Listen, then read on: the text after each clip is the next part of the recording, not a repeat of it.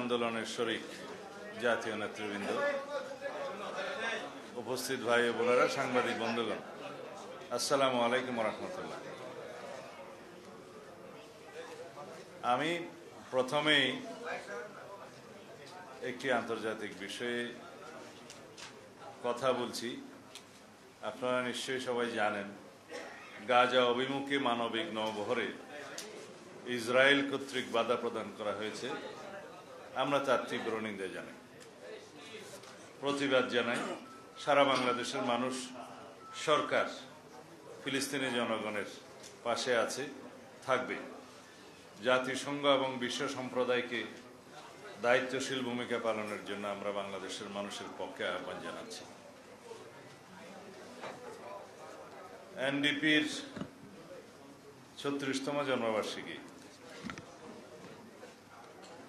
এই দলের জন্ম হয়েছিল এমন একটা সময়ে যখন গণতন্ত্রের চর্চা অবশিষ্ট ছিল, কিন্তু এর প্রতিষ্ঠার পরেই যারা প্রতিষ্ঠাতা ছিলেন তারা বিভিন্ন দলে অন্তর্ভুক্ত হয়ে যাওয়ার কারণে এনডিপির রাজনৈতিক কার্যক্রম খুব একটা মাঠে ময়দানে দৃশ্যমান হয়নি। তবে বিগত ফ্যাসিবাদ বিরোধী গণতান্ত্রিক আন্দোলনে এনডিপি সমমনা রাজনৈতিক দল এবং 12 দলের সাথে বিএনপির সাথে একই সাথে মাঠে ময়দান আন্দোলন সংগ্রামে লিপ্ত ছিল। তাদের নেতৃবৃন্দরা অনেক ত্যাগ তিতিক্ষার স্বীকার করেছেন, জুলুম নির্যাতন মামলার শিকার হয়েছেন, এবং সেই জন্য আজকে আমরা এই গণতান্ত্রিক সংগ্রামে তাদেরকে অংশ নেয়ার কারণে আমরা তাদের অভিনন্দন জানাই এবং তাদের ক্ষুদ্র প্রচেষ্টা হলেও গণতান্ত্রিক অভিযাত্রায় তারা তাদের অবদান অতীতের মতো রেখে যাবেন, এই প্রত্যাশা কামনা করে আজকে তাদের এই প্রতিষ্ঠাবার্ষিকীর দিনে এখানে আমরা প্রত্যেকেই বক্তাদের বক্তব্য শুনছিলাম যে বাংলাদেশের রাজনৈতিক পরিস্থিতিতে অনেকেই আগামী নির্বাচন নিয়ে কিছু কিছু দলের রহস্যজনক ভূমিকাকে নিয়ে প্রশ্ন তুলেছেন। আমি এগুলোকে রাজনৈতিক প্রক্রিয়া হিসেবে স্বাভাবিক কর্ম বলে মনে করি। সামনে নির্বাচনকে সামনে রেখে বিভিন্ন রাজনৈতিক দল তাদের রাজনৈতিক বক্তব্য এবং নির্বাচনী কৌশল মাঠে ময়দানে এবং আলোচনার টেবিলে তাদের কৌশল অনুযায়ী উপস্থাপন করবে, এটাই স্বাভাবিক। আজকে বাংলাদেশ জামায়াত ইসলামীর নেতৃত্বে কয়েকটি দল বিভিন্ন ইস্যুতে পিআর এবং সনদ বাস্তবায়ন, জুলাই সনদ বাস্তবায়ন সহ কয়েকটি ইস্যুতে আন্দোলনের কর্মসূচি ঘোষণা করেছে, জনসংযোগ করছে, গণমিছিল করবে। এটা রাজনৈতিক চর্চা, এটা গণতান্ত্রিক চর্চা। এই চর্চা করার জন্যই তো আমরা আন্দোলন সংগ্রাম করে এই অধিকার আদায় করেছি। এটাকে আমি স্বাগত জানাই। যদি মানুষ গ্রহণ করে, তারা তাদের নির্বাচনী ইশতেহারে তাদের এই সমস্ত দাবি উল্লেখ করে আসন্ন নির্বাচনে অংশগ্রহণ করে জনরায় যদি তাদের পক্ষে যায়, তখন তারা তাদের ইশতেহার অনুযায়ী সেটা বাস্তবায়ন করবে। এখানে তো জবরদস্তির কিছু নেই। আমরা আমাদের 31 দফা বাস্তবায়নের জন্য জনগণের ঘরে ঘরে, আমরা বাংলাদেশের ঘরে ঘরে আমাদের সেই সংস্কার প্রস্তাব প্রেরণ করেছি। আজকে এই 31 দফা বাংলাদেশের রাজনৈতিক অঙ্গনে একটি রাজনীতির মহাকাব্যে পরিণত হয়েছে। আমরা এটাও ঘোষণা করেছি যে বাংলাদেশ সংস্কারের মধ্য দিয়ে গিয়েছে, সেটা বিএনপির হাত ধরে গিয়েছে। গণতান্ত্রিক সংস্কার হয়েছে, সাংবিধানিক সংস্কার হয়েছে, উন্নয়নমুখী সংস্কার হয়েছে, নারীদের অংশগ্রহণের বিভিন্ন ক্ষেত্রে নারীর ক্ষমতায়নের জন্য যে সংস্কার হয়েছে, এসব কিছুই বিএনপির রাজনৈতিক সংস্কারের ইতিহাস, সরকারের সময় গণতান্ত্রিক সংস্কারের ইতিহাস, সাংবিধানিক সংস্কারের ইতিহাস, বহুদলীয় রাজনীতি প্রবর্তনের ইতিহাস। সুতরাং এই সংস্কারগুলো চলমান প্রক্রিয়া। সংস্কার শুরু হয়, সংস্কার কখনো শেষ হয় না, এবং সংস্কার ততদিন চলবে যতদিন মানব সভ্যতা বিরাজ করবে, যতদিন বাংলাদেশের স্বাধীনতা সার্বভৌমত্ব থাকবে, যতদিন বাংলাদেশের ইতিহাস ঐতিহ্য জনগণ থাকবে। সংস্কারের মধ্য দিয়েই সভ্যতা যায়। সুতরাং কেউ যদি মনে করে এই সংস্কার এখানেই শেষ এবং এই সংস্কার বাস্তবায়নের মধ্য দিয়ে আর কোনো সংস্কার করতে হবে না, সেটা তাদের ভ্রান্ত ধারণা। যারা আজকে পিআর পিআর করছে, তাদের উদ্দেশ্যে শুধু বলি, যে কয়টা রাজনৈতিক দল নিয়ে আপনারা মাঠে এই সমস্ত বক্তব্য দিচ্ছেন তারা কারা, এবং তাদের সাথে আপনারা যা আন্দোলন করছেন প্রকাশ করুন তাদের 2024 সালের 7 জানুয়ারিতে কি ভূমিকা ছিল। আমরা জানি আপনাদের অন্তর্ভুক্ত একটি রাজনৈতিক দল, নাম নেব না, আপনারা খুঁজে বের করবেন, তারা জানুয়ারির 7 এই যে আমিডামি নির্বাচনে 2024 সালের 7 জানুয়ারিতে অংশগ্রহণ করেছে। তারা আপনাদের দোসর হয় কিভাবে আন্দোলনে? যারা বিগত 16 বছরে ফ্যাসিবাদী শাসনামলে বাতাস করেছে আওয়ামী লীগের সমস্ত কর্মকাণ্ডে, তারা আপনাদের আন্দোলনের শরিক হয় কিভাবে? তারা বাংলাদেশের মানুষ তাদের মুখোশ চিনে, মুখোশ উন্মোচন করেছে। আমরা মনে করি জনগণকে বিভ্রান্ত করার জন্য আপনারা কোনো আন্দোলন করা সঠিক হবে না বাংলাদেশের এই গণতান্ত্রিক আবহের মধ্যে। আমরা চাই সবাই ফ্যাসিবাদ বিরোধী জাতীয় ঐক্য অটুট থাকুক। আমরা সবাই চাওয়া উচিত ফ্যাসিবাদ বিরোধী জাতীয় ঐক্যকে আমরা সমুন্নত রেখে এটাকে শক্তিতে পরিণত করে চিরতরের জন্য ফ্যাসিবাদী শক্তিকে আমরা নির্বাসনে দেই।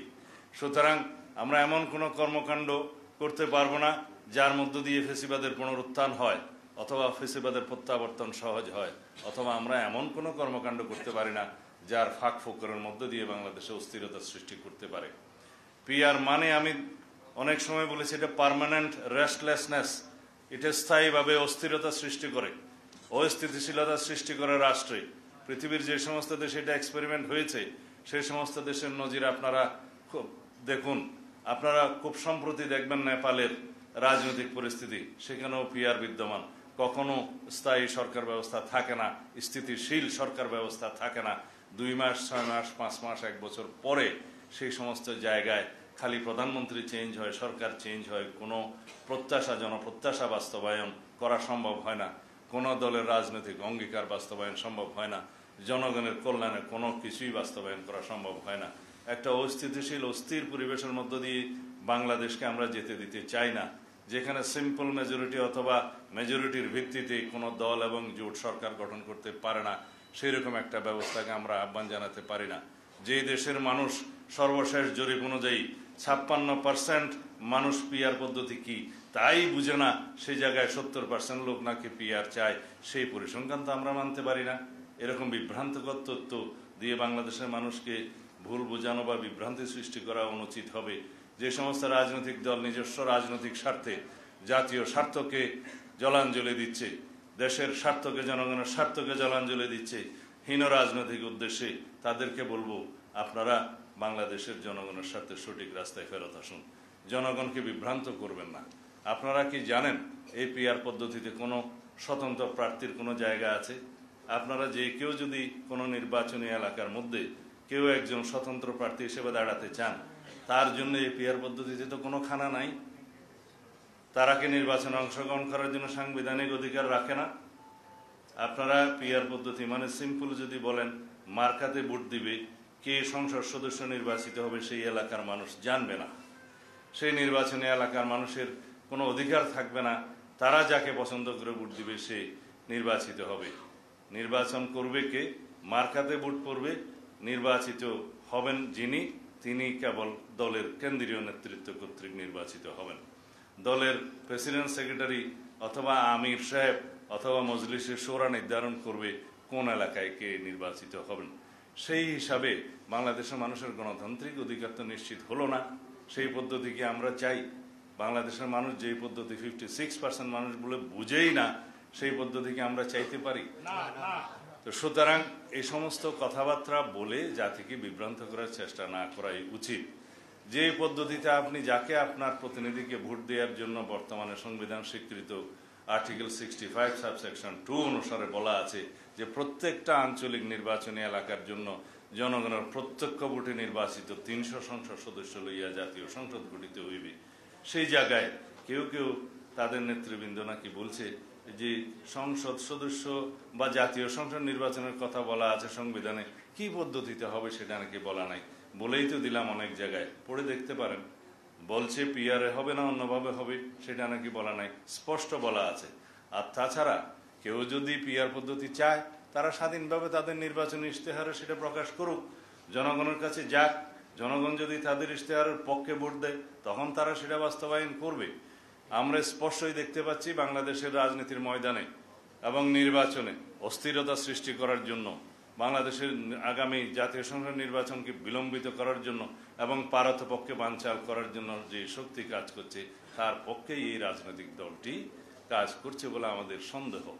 কারণ বাংলাদেশে যদি নির্বাচন বিলম্বিত হয় তাহলে ফ্যাসিবাদের উৎপাত হবে আবার, ফ্যাসিবাদের উৎপত্তি হবে আবার, এবং পতিত ফ্যাসিবাদ সুযোগ পাবে আবার। সুতরাং সেটাকে আমরা চাইতে পারি? অবশ্যই না। বাংলাদেশে যদি নির্বাচন বানচাল হয় তাহলে অগণতান্ত্রিক শক্তির উত্থান হবে অবশ্যম্ভাবীভাবে। সেটাকে আমরা চাই? যদি না চাই, এত রক্তের বিনিময়ে গণতান্ত্রিক অধিকার ফিরে পাওয়ার জন্য আমরা গণ অভ্যুত্থান করেছি, আমাদের সেই অধিকার যেন আমরা বাস্তবায়ন করি। বাংলাদেশের সামনের দিনে যে জন্য আমরা গত 16 বছর আন্দোলন সংগ্রাম করেছি, যে এই অধিকার ফিরে পাওয়ার জন্য, ভোটের অধিকার ফিরে পাওয়ার জন্য, সেই অধিকার প্রয়োগের জন্য বাংলাদেশের জনগণ আমরা সবাই উন্মুখ হয়ে আছি। এই অধিকার প্রয়োগের মধ্য দিয়েই বাংলাদেশের গণতান্ত্রিক যাত্রা কার্যকরভাবে শুরু করবে। এই অধিকার বাস্তবায়নের মধ্য দিয়েই, এই ভোটাধিকার প্রয়োগের মধ্য দিয়েই বাংলাদেশের জনগণ স্বাধীনভাবে আগামীতে একটি রাজনৈতিক সরকারকে ক্ষমতায়ন করবে। যারাই পার্লামেন্টে যাবে তাদের দায়বদ্ধতা থাকবে, এবং আগামী দিনে যে সমস্ত সংস্কার কর্মসূচিতে আমরা বাস্তবায়নের জন্য জাতীয় ঐক্যমত্য কমিশনে একমত হচ্ছি, সেগুলো বাস্তবায়নের জন্য তারা দায়বদ্ধ থাকবে, প্রতিশ্রুতিবদ্ধ থাকবে। এখন কথা উঠছে যে এই সনদ বাস্তবায়নের ভিত্তিতেই নাকি আগামী নির্বাচন অনুষ্ঠিত হতে হবে। অবশ্যই যে সমস্ত প্রতিশ্রুতিসমূহ জাতীয় ঐক্যমত্য কমিশনের মাধ্যমে সবাই মিলে ঐক্যমত্য হয়েছে, সেগুলো বাস্তবায়িত হয়েই যাচ্ছে। শুধুমাত্র সংবিধানের অংশটুকু, যে অংশটুকু বাস্তবায়নের জন্য পরবর্তী পার্লামেন্টের প্রয়োজন এবং সংবিধান সংশোধনের নির্ধারিত প্রক্রিয়া প্রয়োজন, সেই অংশগুলোতে প্রতিশ্রুতি বাস্তবায়নের জন্য পরবর্তী জাতীয় সংসদকেই দায়িত্ব দিতে হবে। এটা হচ্ছে আমাদের বক্তব্য। কেউ কেউ বলছে এই দাবি এখনই বাস্তবায়ন করতে হবে কনস্টিটিউশনাল অর্ডারের মধ্য দিয়ে। এখানে সুস্পষ্ট বক্তব্য হচ্ছে, কনস্টিটিউশনাল অর্ডার কে জারি করবে, কে বাংলাদেশের জনগণ কাকে ক্ষমতা দিয়েছে, সেটা কোন ফোরামে জাতীয় সংসদ ছাড়া এই সংসদ পরিবর্তন করা যায়। সেই জন্য আসুন, আমি আহ্বান জানিয়েছি, সুপ্রিম কোর্টের একটা মতামত নেই যে এই সরকারের সেই সংবিধান পরিবর্তনের ক্ষমতা আছে কিনা, অন্য কোনো প্রক্রিয়ায় অন্য কোনো কর্তৃপক্ষ, জাতীয় ঐক্যমত্য কমিশন বা কোনো রাজনৈতিক দল সেই সংবিধান পরিবর্তনের ক্ষমতা রাখে কিনা। এই সংবিধান যদি পরিবর্তন হয় কোনো একটা নির্বাহী অথবা কনস্টিটিউশন অর্ডারের মধ্য দিয়ে, তাহলে দুইটা কনস্টিটিউশন বিরাজমান হবে। বিচার বিভাগ কোন কনস্টিটিউশন মানবে, কোন পদ্ধতিতে বিচার হবে। যে কোনো জনগণ তার সাংবিধানিক অধিকার আছে আদালতে যে জিজ্ঞেস করার যে আমার ব্যক্তিগত এবং সম্পত্তি এবং জানের বিভিন্ন ক্ষয়ক্ষতি হওয়ার সম্ভাবনা আছে বিভিন্ন ইস্যুতে। সুতরাং আমি এই সংবিধান কোনটা মানব, কিভাবে পরিবর্তিত হলো, আপনারা এই রিট আমি দায়ের করলাম, যে কোনো জনগণ বলতে পারে সেই রিটের প্রেক্ষিতে সুপ্রিম কোর্ট বা হাইকোর্ট কি বলবে। আমরা সেই প্রশ্নে বলেছিলাম যে 106-এ আসুন, যে পদ্ধতিতে আমরা সুপ্রিম কোর্টের মতামত চাইতে পারি, অ্যাডভাইজারি রুল দেওয়ার ক্ষমতা আছে, সেখানে যাই। আমরা সুপ্রিম কোর্টের মতামত নেই যে কোনো প্রক্রিয়া আছে কিনা বৈধ, যে প্রক্রিয়ায় এই সাংবিধানিক আদেশ জারি করা যায়, কিন্তু তাতে আমরা একটি দলের অনীহা দেখলাম। আমরা যখনই একটা বৈধ প্রক্রিয়ার কথা বলি তখন তারা বলে জনগণের অভিপ্রায় এখানে চূড়ান্ত। হ্যাঁ, জনগণের অভিপ্রায় চূড়ান্ত, জনগণের অভিপ্রায় প্রকাশিত হয়েছে গণ অভ্যুত্থানের মধ্য দিয়ে, সেই অভিপ্রায়ের মধ্য দিয়ে এই সরকার প্রতিষ্ঠিত হয়েছে, সঠিক। কিন্তু এই অভিপ্রায়কে বাস্তবায়নের জন্য তো আমাদেরকে সুপ্রিম কোর্টের দ্বারস্থ হতে হয়েছে, আর্টিকেল 106-এর দ্বারস্থ হতে হয়েছে। আমরা সুপ্রিম কোর্টের মতামতের ভিত্তিতে এই অন্তর্বর্তীকালীন সরকারের গঠন দেখেছি, উপদেষ্টাদের শপথ দেখেছি। আমরা সেটাকে বৈধ প্রক্রিয়া মনে করি। কেউ কেউ বলতে পারে তার মধ্য দিয়ে তো এই সংবিধানের কিছু কিছু ধারা অ্যাব্রোগেটেড হয়েছে। হ্যাঁ, হয়েছে, কিছু কিছু ধারা অ্যাব্রোগেটেড হতে পারে। সেই জন্যই তো 106-এর মতামত নেওয়া হয়েছে। যখন সুপ্রিম কোর্ট বলল রাষ্ট্রপতিকে যে 106 অনুসারে আপনারা অন্তর্বর্তীকালীন সরকারের প্রধান উপদেষ্টা এবং অন্যান্য উপদেষ্টাদের শপথ গ্রহণ করাতে পারেন, সেখানে এই বৈধতাটা দেয়া আছে। সুতরাং যারা বলছে অ্যাব্রোগেটেড হয়েছে, সেই অ্যাব্রোগেটেড পোর্শনটা এখানেই কভার করা আছে। হ্যাঁ, যদি এখনো প্রয়োজন হয়, জাতির প্রয়োজনে, যদি জরুরি প্রয়োজনে সংবিধানের কোনো বিষয়ে ভায়োলেট করার বা এখনই কার্যকর করার প্রয়োজন হতে পারে, সেই বিষয়েও আমরা সুপ্রিম কোর্টের মতামত নিতে পারি। যে কোনো একটা আইন আনুক, বৈধ এবং সাংবিধানিক প্রক্রিয়া ছাড়া বাংলাদেশের সংবিধানকে পরিবর্তন করার কোনো অধিকার আমাদের কারো নেই, তাহলে পরে এমন একটি পরিস্থিতির নজির সৃষ্টি হবে যে নজিরটা আগামী 2 বছর পরে 5 বছর পরে বারবার কোনো না কোনো দাবির মুখে পড়বে যে এইভাবে এই প্রক্রিয়ায় আবার সংবিধান পরিবর্তন করেন। রাষ্ট্র কোনো ছেলে খেলা নয়। 18 কোটি মানুষের ভাগ্য নিয়ে আমরা ছিনিমিনি খেলতে পারি না।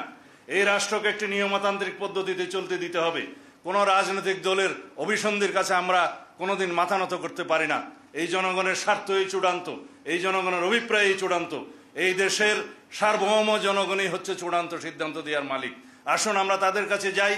আমরা বলেছি নির্বাচনের দিনে একই দিনে আরেকটা ব্যালটের মাধ্যমে গণভোটের সেই রায়টা নেওয়া যাবে যে এই সংস্কারের মধ্যে ঐক্যমত্য কমিশনের কাছে আমরা যারা প্রতিশ্রুতিবদ্ধ হয়েছে সকল রাজনৈতিক দল, সেই প্রতিশ্রুতির পক্ষে জনগণ আছে কিনা, সেই সনদের পক্ষে জনগণ আছে কিনা, হ্যাঁ অথবা না বলুন। যদি জনগণ হ্যাঁ বলে তাহলে সেই পার্লামেন্ট, সেই নির্বাচিত সংসদের প্রত্যেকটা সংসদ সদস্য আইনানুগভাবে ম্যান্ডেট প্রাপ্ত হবে এই সনদ বাস্তবায়নের জন্য, তারা বাধ্য থাকবে সেই সনদ বাস্তবায়নের জন্য। আমরা সেই প্রক্রিয়ার কথা বলেছি, কিন্তু না, তাদের কথাই মানতে হবে যে সাংবিধানিক আদেশের মধ্য দিয়ে অবৈধভাবে এই ঘোষণা নাকি এখনই জারি করতে হবে উইথ ইমিডিয়েট এফেক্ট, যে আজকে থেকে কার্যকর হলো ধরে নিয়ে। সংবিধান তো কোনো কচুপাতার পানি নয় যে যা খুশি যেভাবে খুশি সেভাবে আমরা বলে দিলেই পরিবর্তন হবে। অনেক বক্তব্য দিয়েছে এই ব্যাপারে। যখন রাষ্ট্র সংবিধান ছিল না, দেশে যখন স্বাধীনতার ঘোষণা দিতে হয়েছিল, বাংলাদেশের উপরে যখন যুদ্ধ চাপিয়ে দেয়া হয়েছিল, তখনকার নির্বাচিত প্রতিনিধিরা এই ভূখণ্ডের জন্য গণপরিষদ গঠন করে স্বাধীনতার ঘোষণাপত্র জারি করেন। সেখানেই জনগণের সামনে তারা বললেন, তারা গণপরিষদ গঠন করলেন। তারা রাষ্ট্রপতি, উপরাষ্ট্রপতি এবং মন্ত্রী পরিষদ গঠনের জন্য তারা এখতিয়ার দিলেন এবং তারা জনগণের পক্ষে রাষ্ট্র পরিচালনা করলেন। তারা জনগণের পক্ষে সমস্ত আইন কানুন প্রেসিডেন্ট অর্ডারের মাধ্যমে জারি করলেন। সেই বৈধ প্রক্রিয়ার মধ্য দিয়েই বাংলাদেশ চলেছে। পরে সংবিধান হয়েছে, সেই সংবিধান অনুসারে নির্বাচন হয়েছে। নির্বাচনের পরই সেই সাংবিধানিক প্রক্রিয়া রাষ্ট্র রেগুলারলি এসেছে, এখানে কোনো অনিয়ম হয়নি। এখন পর্যন্ত 17 বার এই রাষ্ট্রের সংবিধান পরিবর্তন হয়েছে, অ্যামেন্ডমেন্ট হবে, আগামীতে 18 বার হবে। পৃথিবীর কোনো রাষ্ট্রে এই পর্যন্ত, উন্নত রাষ্ট্রেও 127 বার পর্যন্ত 1947 সাল থেকে এই পর্যন্ত সংবিধান পরিবর্তন হয়েছে। জনগণের জন্যই সংবিধান। সুতরাং জনগণ সেই সংবিধান পরিবর্তন করবে জনগণের চাহিদা অনুযায়ী, সমাজের চাহিদা অনুযায়ী, যুগের চাহিদা অনুযায়ী, জনকল্যাণকে সামনে রেখে। সুতরাং আমরা যেন কেউ আবেগী না হই, কেউ যেন এটা না বলি যে গণপরিষদের মাধ্যমে নতুন সংবিধান করতে হবে। আমি তাদেরকে বলেছিলাম, গণপরিষদের মাধ্যমে নতুন সংবিধান প্রণীত হলে সেই সংবিধানকে আর পরিবর্তন করা যাবে না। 1972 সালে যে সংবিধান প্রণীত হয়েছে সেটা কি গণপরিষদের মাধ্যমে হয়নি? সেটাকে 1 বছরের ভিতরে পরিবর্তন করতে হয়নি? সংশোধনী আনতে হয়নি? নতুনভাবে যদি গণপরিষদের নামে আমরা একই জিনিস ধারণ করে এটাকে নতুন সংবিধান নাম দেই, তখন কি সেই সংবিধান পার্মানেন্ট হয়ে যাবে, ধর্মগ্রন্থ হয়ে যাবে? সেটাকে পরিবর্তন করা যাবে না? অবশ্যই পরিবর্তন করা যাবে জনগণের চাহিদা অনুযায়ী। সুতরাং আসুন, নতুন সংবিধান বলি বা সংশোধিত সংবিধান বলি, গণপরিষদের মাধ্যমে বলি বা জাতীয় সংসদের মাধ্যমে বলি, ঘটনা তো একই। আমরা একটা কথাই বলি যে তাল ধপ করিয়া পড়িল নাকি পড়িয়া ধপ করিল, কথা তো একখানি। এই যে জনগণ ঐক্যমত্যে আসলো, সেই রাজনৈতিক দলগুলো ঐক্যমত্যে আসলো সংবিধানের কিছু বিষয় সংশোধনের জন্য, মৌলিক সংবিধান সংশোধনের জন্য, সেগুলো যেই প্রক্রিয়াই গ্রহণ করা হবে, সেই প্রক্রিয়াটা একটা সাংবিধানিক বৈধ এবং আইনানিক প্রক্রিয়ার মাধ্যমেই হতে হবে। এটাই হচ্ছে আমাদের বক্তব্য। আমরা সেই আলোচনাতে আসি এবং এই আলোচনা আবার 5 তারিখে ডেকেছে। আমরা আশা করি সাংবিধানিক অংশগুলো যেগুলো সংশোধনের জন্য সবাই একমত হয়েছে with some note of dissent, সেই বিষয়গুলো একটা বৈধ, আইনানুগ এবং সাংবিধানিক প্রক্রিয়ায় আমরা গ্রহণ করতে পারবো, সেই আশাবাদ আমি এখনো ব্যক্ত করি। সুতরাং গণতান্ত্রিক চর্চার মধ্যে আছি। আমরা তর্ক করব, বিতর্ক করব, বহুমত পোষণ করব, আবার জাতির স্বার্থে, জাতীয় ইস্যুতে আমরা ঐক্যমত পোষণ করব। এটাই গণতান্ত্রিক যাত্রা। সুতরাং যারা যে সমস্ত দাবিতে আন্দোলন করছে তাদেরকেও আমি স্বাগত জানাই। সেই অধিকার, সেই চর্চা, সেই রাজনৈতিক সংস্কৃতি আমরা চালু রাখি, যার জন্য আমরা রক্ত দিয়েছি, জীবন দিয়েছি এই গণতান্ত্রিক অধিকারের জন্য। বলা হয়ে থাকে আপনারা আমার বিরোধিতা করবেন, কোনো রাজনৈতিক দল বিরোধিতা করবে, এক রাজনৈতিক দল আরেক রাজনৈতিক দলের বিরুদ্ধে কথা বলবে, সেইটা বলতে পারে, কিন্তু সেই বিরুদ্ধে কথা বলার অধিকার বজায় রাখার জন্য আমরা জীবন দেব। এটাই হচ্ছে গণতন্ত্র, গণতন্ত্রের ভাষা। সুতরাং আমরা সেই চর্চার মধ্যে থাকি এবং পরিশেষে এমনভাবে আমরা জাতীয় ঐক্যমত্যে আসবো জাতীয় ইস্যুতে, যাতে জনগণ বিজয়ী হয়, এদেশের মানুষ বিজয়ী হয় এবং আমরা সকল রাজনৈতিক দল জনগণের কাছে পরাজিত হব। ধন্যবাদ সবাইকে। সালাম আলাইকুম।